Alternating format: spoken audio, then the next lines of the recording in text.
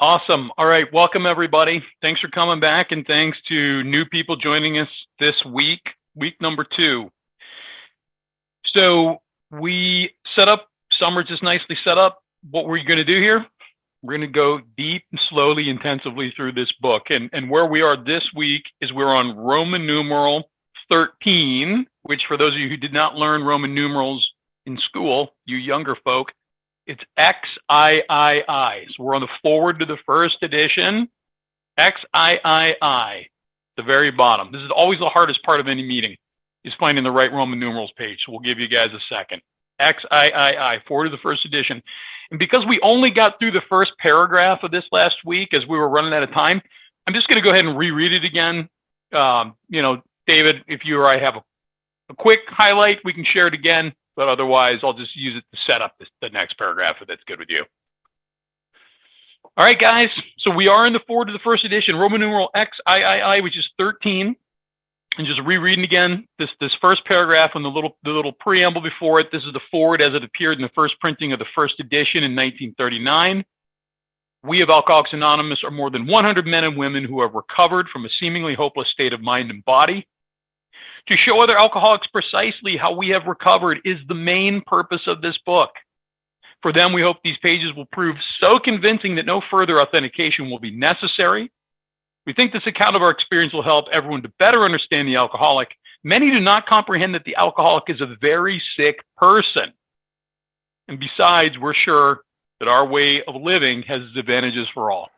So again, without a total rehash of what we talked about last week, I'm going to bang this drum again. We are more than 100 men and women who have recovered, past tense. I am not perpetually in a state of recovering. Am I in a program recovery? Yes, but I am recovered from that seemingly hopeless state of mind and body, which, by the way, is a great state of mind and body to come in.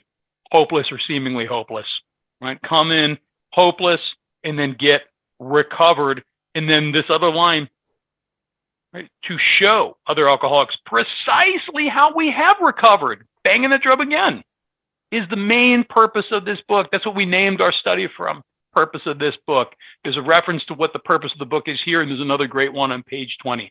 The purpose of the book is to show struggling alcoholics precisely how we've recovered, what the problem is, what the solution is, and the program of action to get from the problem to the solution. And before I turn over to David, if you can come on camera, if you're not on camera, please come on camera. We want to look at all your beautiful eyes. I get some of you guys are cooking dinner and you're taking a bath or something. That's okay. But if you can come on camera, please do. Yeah, no baths, please. Yeah. Okay. All right, guys. So, anyways, I don't want to be redundant. David and I have been doing this for quite a while, ever since COVID took place. So we try not to step on each other or repeat each other what was said. But it is so important, and Joe and Charlie pointed out too, anytime we see italic writing in this big book, it's something that we need to really pay attention to. It was expensive to do it, but it's a neon sign. It's like, pay really close attention. But the wording right before the italic writing is talking about that we recover from a seemingly hopeless state of mind. The mind is the obsession that we're talking about. We'll address that wholeheartedly in pages 23 through 43 when we get into the text out of the Roman numerals. And then when we're talking about the body, and Dr. Silkworth's really going to address most of that for us. He's going to address a whole lot of that. But Doctor's opinion up to page 23, we're really going to be focused on what happens in the body that we break out in this craving. And the doctor uses the word like phenomenon of craving. It's really not a phenomenon any longer. We know what happens to us once we take a drink. Joe and Charlie have all kinds of handouts on that kind of stuff, the acetones in our body. We won't go into all that. We may go into it a little bit more when we get in the doctor's opinion. But so I want to really pay attention. Again, on the title page, they use the word recovered from that. From the first part of the first step, 2 thoughts. I'm powerless over alcohol, and my life is unmanageable. Those are 2 separate thoughts. The dash means to continue. So in the bottom of that page is the first time that they talk about the bottom of that paragraph. Many do not comprehend that the alcoholic is a very sick person. Why? Because, the diabetic is a sick person, the cancer person, the Parkinson person, all those people are sick people. The alcoholic, why don't you just stop drinking? We're going to find out all about that kind of stuff later on too. But we are very sick. We're spiritually ill, mentally ill, and physically ill. So very powerful very prophetic right here is what Bill's talking about. So this is just in the first paragraph of the first edition. All right. Now I'll be watching you, Sam, for definitions before I just dive in and let the spirit drag me. It is important that we remain anonymous because we are too few at present to handle the overwhelming number of personal appeals which may result from this publication. Being mostly business or professional folk, we could not well carry on our occupations in such an event. We would like and understood that our alcoholic work is an avocation. Sam, you got to have avocation, right? Yeah, okay. Sam, please. Yes, I do. Sam, alcoholic addict. I have avocation. Diversion of attention is what it is. And in the sentence, we would like it understood that our alcoholic work is a diversion of attention. So we break it down, right? Some of us know from like vocational school, vocation is like work, like a job. Like in the Latin, means without. So it's without being a job. It's not a job. This is not something we do professionally. Now, we know many people that have gotten sober in recovery and then have go on to get jobs in treatment centers. Fantastic. Take that job, go help people and be paid for it. But that's not what we do here. That's not a replacement. All right. Here's Daniel, one of my guys. Daniel's on here. He's in the midst of doing this. Sober 2 years, just got a job. He's going to be helping people get sober. That's going to be his paid gig. It's not going to change how he works his program recovery. And also this, guys, think about this. Think about how many meetings we all go to, in person, in Zoom. How many people we've met. Thousands, tens of thousands. In 1939, when this book was published, they were too scared that they were going to get, which they eventually got, an avalanche of people reaching out for help. I can't even wrap my head around this. There was, again, somewhere between 77 and 100 people at the time of the publishing of this book who had been recovered from that hopeless state of mind and body, Bill and Bob and their cohorts. They were afraid to spread the message too quickly. They had to remain anonymous because they were afraid they weren't going to be able to handle the onslaught. Yeah, and to David's point, to build upon that, so if you really think about it, you had to be escorted to a meeting early on. You couldn't just, there was no schedules and, the online meetings or any of that kind of stuff, obviously, right? For Christ's sake. So you had to be escorted to a meeting, invited to a meeting, and then if you had a meeting at Dr. Bob's house, you were to invite your family also. And if you did not bring your wife and kids to that meeting, the following week, Bob said he will go pick up your wife and kids and bring them to the meeting because this is a family disease and illness. So he wanted everybody to participate in this. But again, you had to be escorted to it. It wasn't. And another thing too, if you think about it, alcoholics were really looked down upon, big time. They were low bottom drunks. And I still had the picket fence and the 2 cars in the garage. I might not even have qualified. I'm not sure about that. I don't know enough the history to speak upon that educationally. But so again, you had to be escorted to the meeting because you're a low bottom drunk. Today, dude, we look around, shake your family tree, and a drunk or a drug addict's going to fall out, right? We all have them today, and everyone knows what AA. Well, let me rephrase. Everyone has an idea what AA is. They think it's a non-drinking program. Well, it's not a non-drinking program, guys. We all know that. It's a life-changing, life-giving program. When writing or speaking publicly about alcoholism, we urge each of our fellowship to omit his personal name, designating himself instead as, quote, a member of Alcoholics Anonymous. So this is a bit of a forerunner to what would later become the 11th tradition. So again, let's think, I stepped on you again, Sam. I'm going to continue my thought. Sorry. But note the language here, guys. When writing or speaking publicly, and if you look at that 11th tradition, it starts with our public relations policy, right? So this early intention, and then later what Bill crafted in this 11th tradition, is about how we are active and visible and anonymous at the level of public relations, right? Press, radio, and film we talk about. People lose sight of this, and I'm not going to go too far sideways. In Alcoholics Anonymous, in my 12-step fellowship, guys, I don't need to be anonymous. I'm talking to a bunch of other drunks. We're all in the same boat, hopefully rowing in the same direction. I'm going to give you my first name. I'm going to give you my last name. If we're going to have coffee or a meal, we can talk about business and family and this, that, and the other. We don't need to be anonymous inside here. Right? That, if anything, that harms us. What happens when one of us, I think I stole this from Billy N., if somebody's in a hospital and I want to go see them, and I'm like, well, I'm here to see Bert. And they're like, Bert who? And I'm like, Bert from NYC? Like, they're not going to let me into his room. We got to know each other.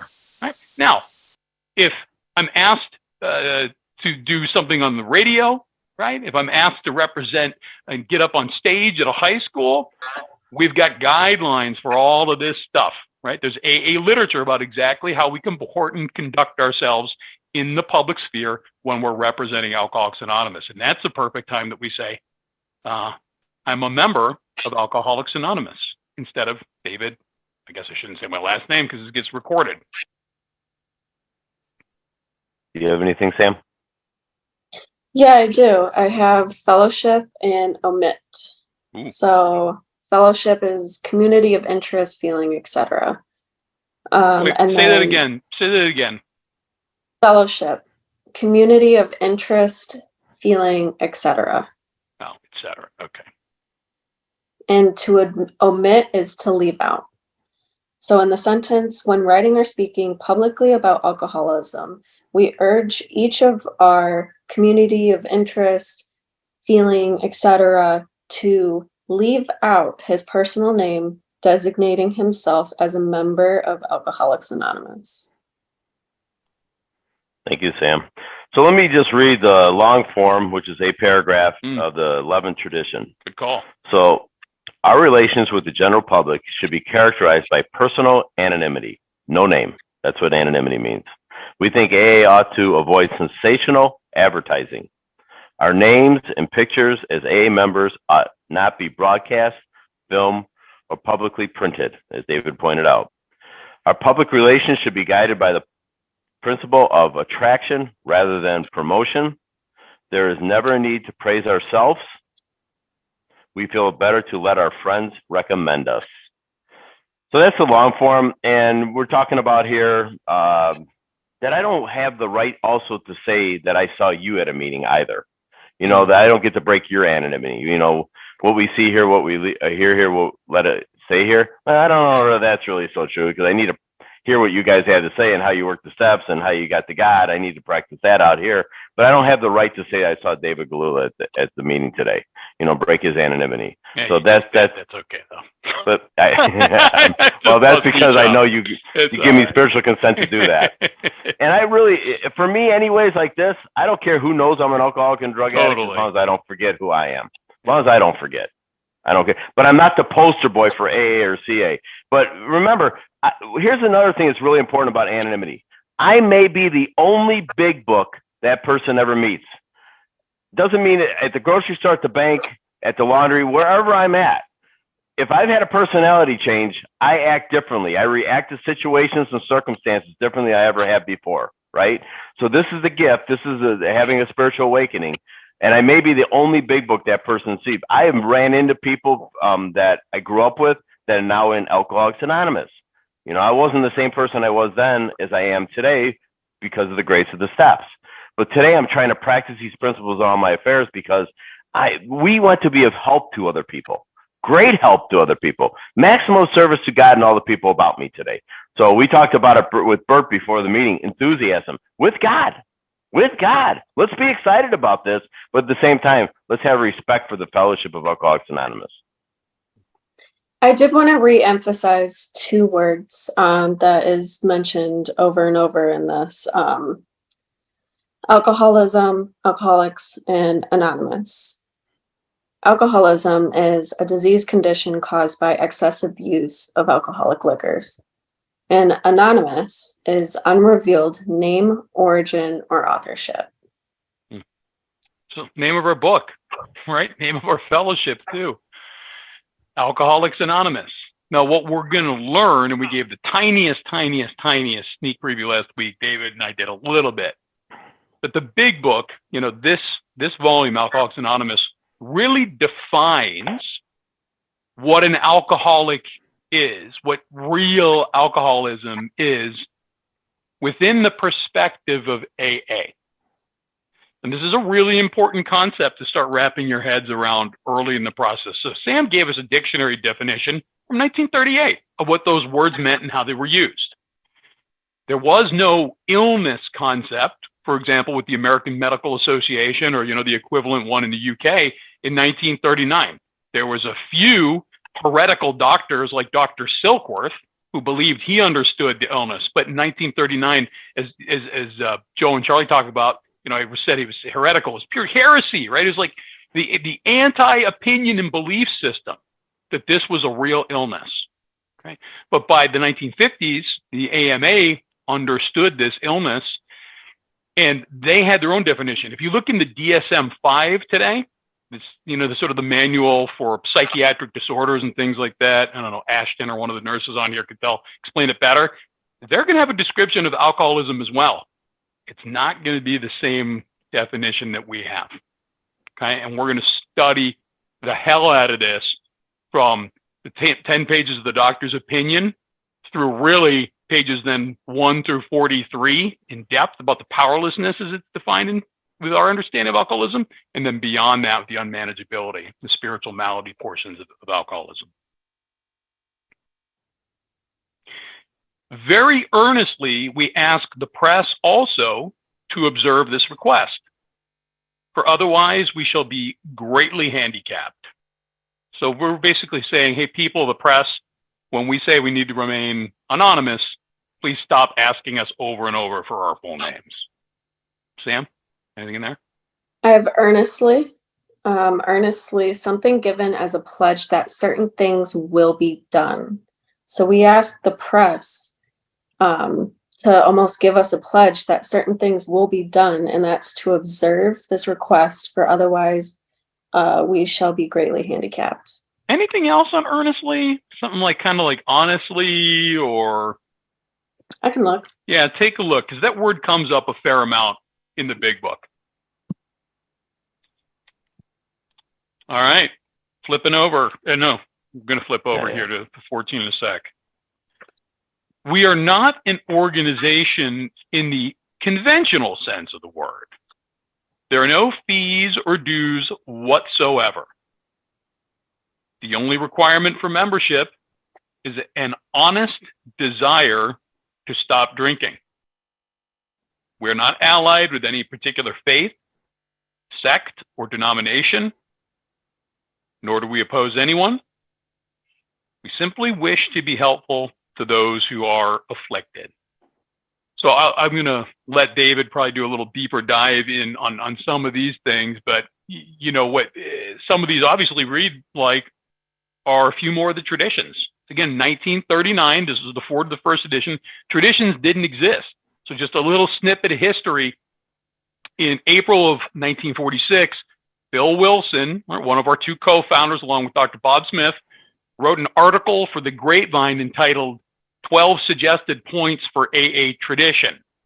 This was an early presentation of what would become known as the 12 Traditions.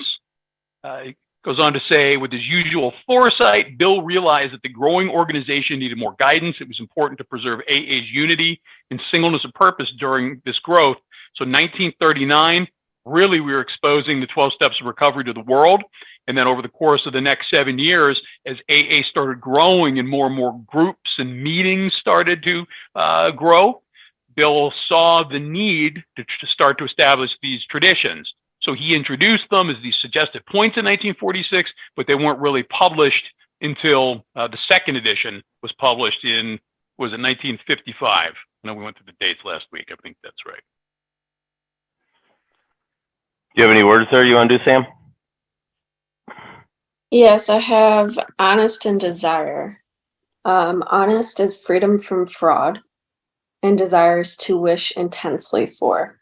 So in the sentence, there are no The only requirement for membership is to wish intensely for freedom from fraud, to stop drinking, or freedom to stop drinking. Thank you. So we look at that first sentence that led off that paragraph on Roman numeral 13. We are not organized in the conventional sense. That looks a lot like tradition 9. And then there are no fees or dues. That looks like tradition 7 whatsoever. The only requirement for membership is an honest desire to stop drinking. That is tradition 3, but with a little caveat. So Bill took the word honest out when he wrote the big book. Wonder why he did that. Well, probably because he knew that no newcomer could be completely honest, right? I mean, a lot of humor in that, but also pretty precise why he took that out.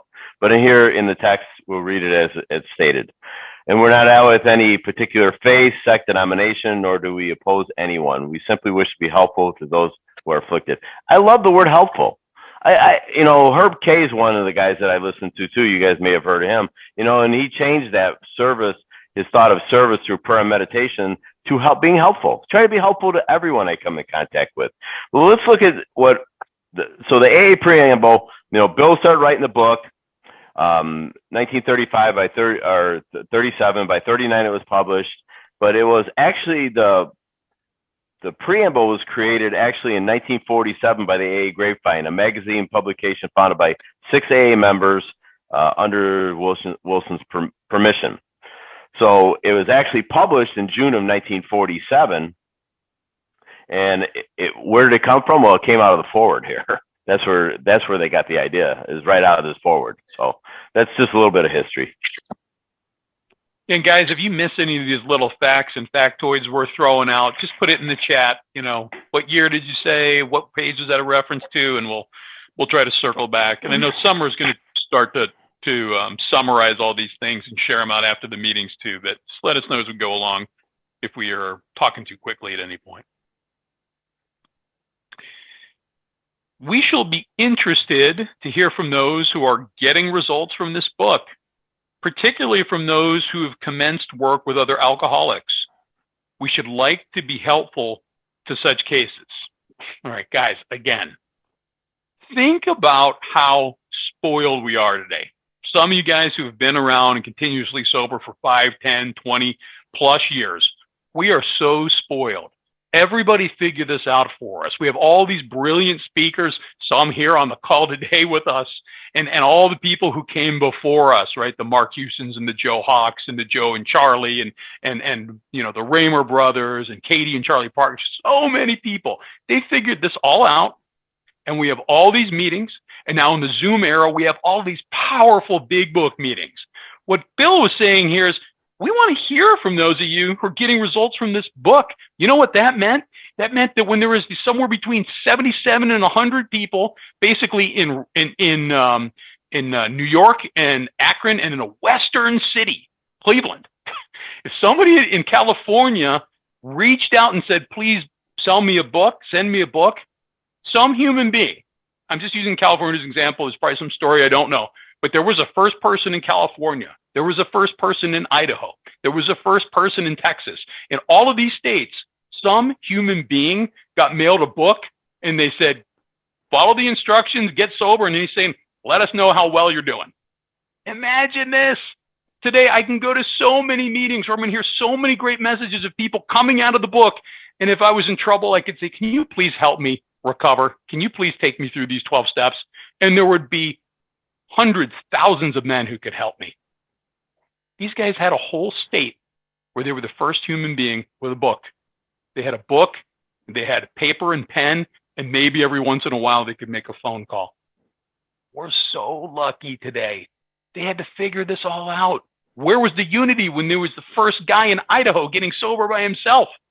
He had to create some unity, probably with the central office. It wasn't even the central office back then. It was just the little group of the first more than 100. So what if, you mind, Sam? I'm percolating. Okay, I got something here. So what if I change the writing in this paragraph just a little bit? Let's see how it unfolds for us. We shall be interested to hear from those who are getting results from the discussion meeting you're going to, particularly about the resentments and the fears. And what do I do about my job and my bank account? What shirt should I wear? Why didn't he ask that question? Well, the reason why he didn't ask that question is because all the meetings were big book-based meetings. That's why, as David pointed out, they asked us to send them the big book from New York so they could study the book. This is what big book sponsorship should be about, taking people through the work. I'm not telling you not to talk about your dead cat, because that's a sore topic sometimes, because cats do die. But in this metaphor, no cat died. So I just want you to know that Bill is precise in his writing. Like, we're supposed to be discussing this kind of stuff in meetings. And he's also talking about, if you took this book and there was only one or two of you, you could study this book together. What if you were in the Vietnam War back in the 70s? You could take this book. There was no formal meeting in the rice paddies. Oh my goodness. But you could stay sober by reading this book, because there's clear-cut, precise, and specific directions in here and how you do that. And the solution is always the same. It's a spiritual awakening of the precise directions out of this book to find a power greater than yourself that can solve your problem. So, yeah, that's why Bill didn't ask about the discussion meetings, because there weren't any. So to carry this a little further into the meetings that we go to and a lot of these problem, discussion meetings, Bill is stating here from the onset in 1939, what are we supposed to be talking about? We're supposed to be talking about getting results from this book, right? Particularly, we want to hear from those people who have commenced work with other alcoholics. What if the next time you went to a discussion meeting and somebody brought up they wanted to talk about how much they hate their boss, and they're going to be talking about it for the 19th meeting in a row? Maybe the suggestion is, here's this for a topic.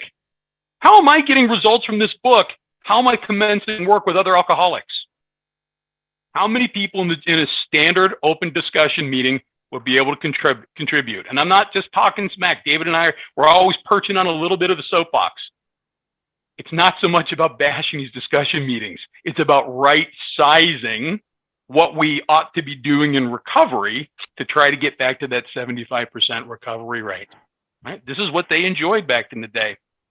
We should like to be helpful to such cases. I'm going to take Bill at his word.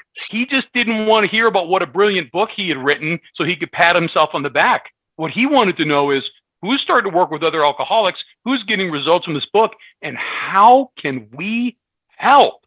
Not what can I get out of it, what can I do for you? How can I serve God and be of maximum service to him and you guys out there, the first couple of people getting sober in Idaho? Sam? I do have the definition for commenced, carry out the first step of action. In the sentence, we shall be interested to hear from those who are getting results from this book, particularly those who have carried out the first step of action, working with other alcoholics. We believe, or we should like to be helpful to such cases.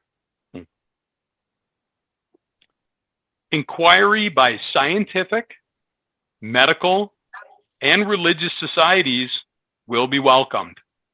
And then it's signed by the fellowship, right? The little fellowship at the time, Alcoholics Anonymous.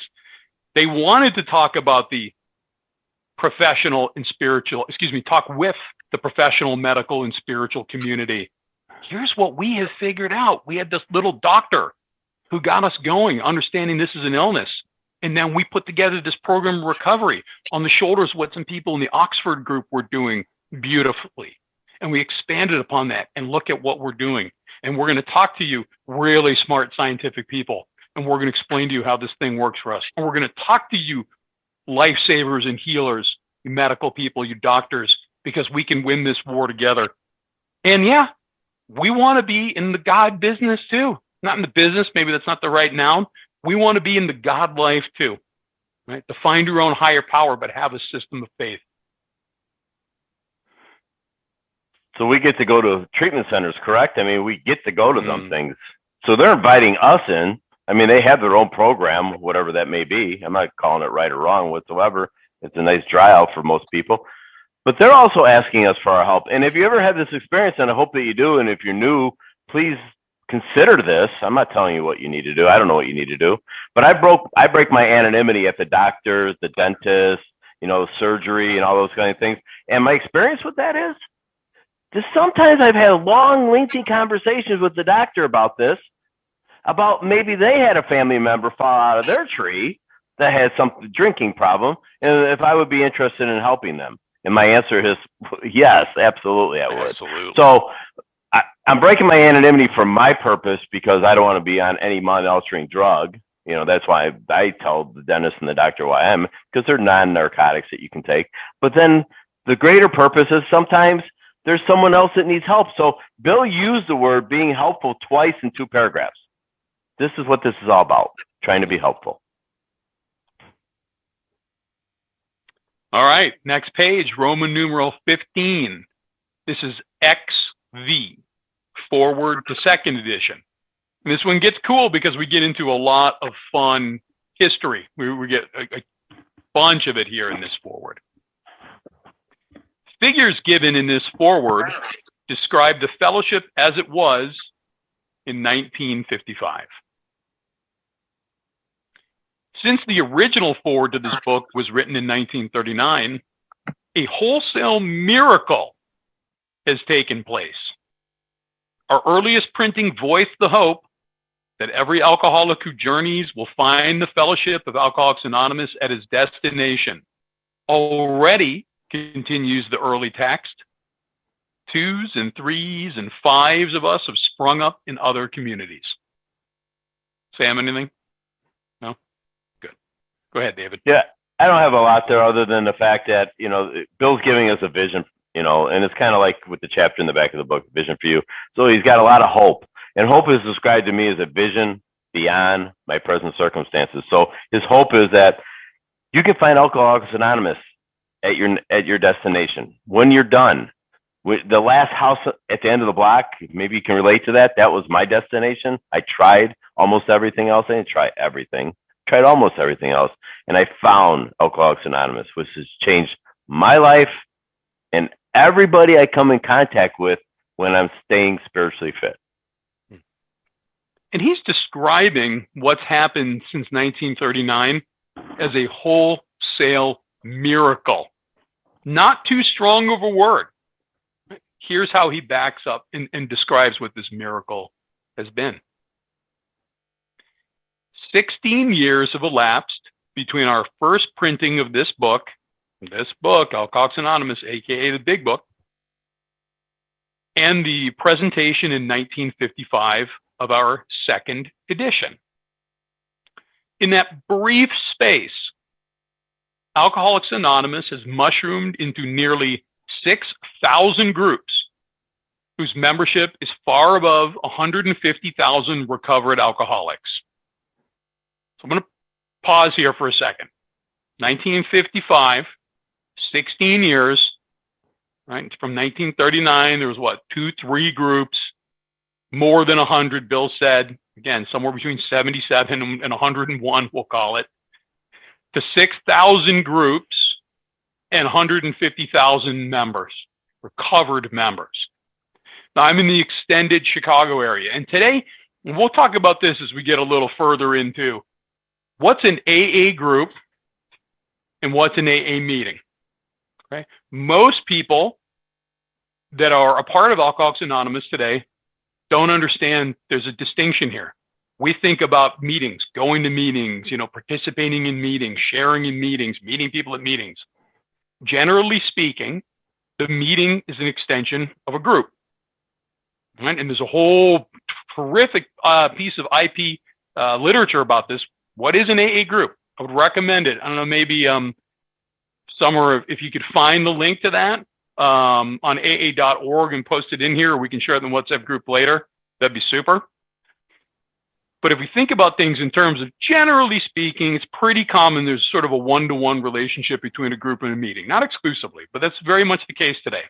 I'm in the extended Chicagoland area, and I can assure you, when I lived in Chicago, including the city, in the suburbs, in the extended area where David and I and some of our friends here live, there's more than 6,000 meetings a week. There's somewhere in the neighborhood of 10,000. Just in the larger Chicagoland area. What's going on around the rest of the country? We got people from Canada here. What's going on in your communities? We got a bunch of our buddies here from Thailand. How many groups have we gotten to? Think about the miracle. And Bill's talking about just what happened in those first 16 years. Wrap your minds around what we have enjoyed and what a luxurious experience we have today, that it's so easy to now find a group in a meeting. I'll catch my breath. Go ahead, David. So we're not talking about primary purpose here, but we also got to remember there was other groups prior to, as David mentioned, Oxford Group, the Washingtonians. The Society of the Washingtonians was in 1841. They had 200,000 members, and 2 years later they had over 1 million. So we today have over 2 million. We're not talking about that in the second edition. We'll find that out in the fourth edition. But we have a primary purpose, and that's why we stay together. They lost their primary purpose and try to practice it on politics and all kinds of other stuff I won't get into. It's not important. But what a miracle this is. And to the point of Zoom. I mean, I know you people from Zoom. If you would have told me that, like I got to meet Kicken and hear the third step prayer in Swedish. And by the way, we're going to do that when we get to the third step prayer. Kicken, if you do it for us. That's amazing. So, I mean, Zoom is like blown up, and I go to all these literature-based meetings today. So let's continue this growth of the fellowship by talking about not only what the problem is addressed in the Big Book of Alcoholics Anonymous, but what the solution is. Both parts. Groups are to be found in each of the United States and all the provinces of Canada. AA is flourishing communities in the British Isles, the Scandinavian countries, South Africa. I think Scandinavia, does that include Sweden? Right? Do I have my geography right? Yeah. All right. South Africa, South America, Mexico, Alaska, Australia, and Hawaii. All told, promising beginnings have been made in some 50 foreign countries and U.S. possessions. Guys, this is 1955. Do you know how many hours of television programming a week were on the air in 1955? I'm going to find this fact out, but I'll bet it was about 6 or 8 hours per week. TV was barely a thing. There was no internet. Not everybody had telephones. There was no social media. 50 countries around the world had the beginnings of AA in these 16 years. Some are just now taking shape in Asia. Many of our friends encourage us by saying that this is but a beginning, only the augury of a much larger future ahead. I know Sam's got augury. I do. We're going to start out with elapsed in the first sentence. Just means past. So 16 years have passed between our first printing of this book and the presentation in 1955 of our second edition. And then augury, to make a prediction. Many of our friends encourage us by saying that this is but a beginning, only the prediction of a much larger future ahead. And the only thing I'll say about that is to add upon that last sentence is like, that's why we got to keep AA the way it is, because it just works. I don't know how it works. Please don't ask me. I don't know exactly how it works, other than I just know that it works. So we got to keep it, because we need this. I brought it up last week for our grandchildren and our great-grandchildren, so that they have hopes too that they can get sober and live a life of freedom. So they were pleased with the progress. Wholesale miracle, Bill called it. Was it the right amount of growth? Was it too much? Was it too little? I don't know. Can't say. But they described it as a wholesale miracle. The spark that was to flare into the first AA group was struck at Akron, Ohio in June 1935 during a talk between a New York stockbroker and an Akron physician. So we know, or maybe we don't all know, we're going to tell you, this is being described, the two co-founders of Alcoholics Anonymous, the New York stockbroker, and as Charlie would tell you, and the big book comes alive. Bill really more of a New York stock speculator. And an Akron physician is Dr. Bob Smith, who was a proctologist. 6 months earlier, the broker, Bill Wilson, had been relieved of his drink obsession by a sudden spiritual experience following a meeting with an alcoholic friend who'd been in contact with the Oxford groups of that day. And a lot of this we're going to get into more detail. I'm sure David will share some commentary, but really when we get to the first chapter, Bill's story, we're going to get more and more in depth. But that friend who'd been in contact with the Oxford group of the day is a guy named Ebby Thatcher. So Bill, he had also been greatly helped by the late Dr. William D. Silkworth, a New York specialist in alcoholism, who's now accounted no less than a medical saint by AA members, and whose story of the early days of our society appears in the next pages. And when we get to the doctor's opinion here at the end of the Roman numeral section, I don't know if there's any chapter David and I like more than that. Man, do we love the doctor's opinion. From this doctor, the broker, Bill Wilson, had learned the grave nature of alcoholism.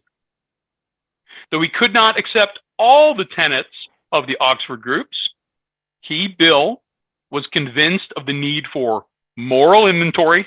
See if this sounds familiar. Any steps you know? Moral inventory, confession of personality defects, restitution to those harmed, helpfulness to others, and the necessity of belief in and dependence upon God. Sam? I didn't have any definitions, but I remembered grave, and the definition for grave is deadly. Mm-hmm. From this doctor, the broker had learned the deadly nature of alcoholism. Okay, so back to 15, Roman numeral 15, bottom of that page there. The spark that was the flare into the first AA group was struck in Akron, Ohio, in June of 1935. So it also talks about that 6 months earlier in that paragraph, the broker had been relieved of his drink obsession. So let's go back 6 months. That's when Bill got sober, of December 11th, 1934. So Bill is a mystic, a poet, like really careful with the English language, as he'll talk about here. The thing about Bill is he went to that hospital drunk, obviously. He went to Towns Hospital in New York City. And on December 12th, 1934, the next day, Abby, his childhood friend, showed up at that hospital and takes Bill through the 6 steps of the Oxford group. So the Oxford group six steps are on page 263 of the 4th edition, and he sold himself short. And I'm just going to give you them real quick. I mean, you can look them up. They're on the top of the page, right-hand side. A complete deflation. The second one is dependence upon God. A moral inventory, confession, restitution, and continued work with others in need. Second day, in detox, at Towns Hospital, Bill did work the steps. And it would be 5 years later before we would have our 12 steps from that point on. So Bill is in Towns Hospital, second day detox, worked the 6 steps of the Oxford group. Pretty darn impressive. If you want to know a little bit more about that, we won't be getting to that real quickly here, but that's on page 13 of Bill's story. And then he'll elaborate on that because he talked about having that, when he had that barn burning experience, that sudden spiritual experience that he talks about. The next day, Bill was on his mountain, his top mystical experience. He had that on June 13th, 1934. And you can read about that on page 14 of Bill's story. So Bill was relieved of his obsession with a spiritual experience described in the room when the room filled with light for 20 minutes. And after that sudden spiritual experience, Bill knew that he had been permanently restored to abstinence and that he would never, ever have to take a drink again. And his destiny was to be of help to other people. He just knew that. That's crazy. That's inspired by a power greater than himself. Then the book goes on to talk about his friend Ebby and the 6 steps of the Oxford group. And then it talks about Dr. Soakworth, the chief physician at Towns Hospital. And we'll get into his history as we get into the doctor's opinion. But the doctor understood the abnormal reaction to alcohol of the body. And he knew a little bit about the obsession of the mind, but mainly about the abnormal condition of the body. The doctor's really clear on that. We'll discuss that because David and I both love that chapter. But he only knew of the powerlessness. Bill's very clear on when we're talking about the powerlessness of the body. That's what he's talking about, the doctor opinion. But Bill will talk about a lot about the obsession of the mind on page 23 to 43. And then from this, Bill learned the grave nature, as Sam brought up, grave, like grave dead, like Sam said. So Dr. Soakworth has the diagnosis, but he doesn't have the prescription for it. He doesn't know exactly what the prescription is. So what happened with most patients that went to Towns Hospital? They died. You could tell them what the problem is, but he didn't have the prescription. So it's a little sneak preview, and you're going to see this as we continue to go through the book. But there's something to keep in mind or take a note of here. What Bill did that was so brilliant is he coalesced, he brought together all this information that was presented to him that pockets of people or groups understood, but they weren't able to bring it together in a program recovery. As Bill, we're going to see later in his story, went to dry out several times the detox with Dr. Silkworth, he learned about the problem, right? What's the powerlessness, right? And then there was another doctor on the other side of the pond, right? Psychiatrist Carl Jung. He understood the needed solution for the worst alcoholics, the vital spiritual experience, but he didn't know how to give it to anybody. Then we had the Oxford group that had this belief system that everyone should be practicing first century Christianity, being Christ-like. And they had a program of action to try to achieve that end. So we had these three resources, but they weren't talking. Bill got all the information and pulled it together so that he had the problem, the solution, and the program of action to get from the problem to the solution. And thankfully, he was able to piece that together for us. Otherwise, we probably wouldn't be here today. One more paragraph. Prior to his journey to Akron, the broker, Bill Wilson, had worked hard with many alcoholics on the theory that only an alcoholic could help an alcoholic. But he had succeeded only in keeping sober himself. The broker had gone to Akron on a business venture, which had collapsed, leaving him greatly in fear that he might start drinking again. He suddenly realized that in order to save himself, he must carry his message to another alcoholic. That alcoholic turned out to be the Akron physician. I brought this up. Okay, awesome. Thanks, Sam. I brought this up last time. If you've never listened to Joe and Charlie, the Big Book Comes Alive, please do yourself a favor. They do such a brilliant job of going through these forwards and giving some just wonderful storytelling about these circumstances.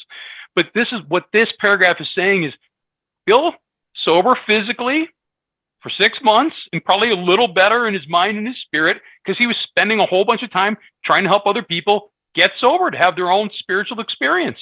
Right? He wasn't being effective. But by him going out and working, doing, trying, he kept himself sober.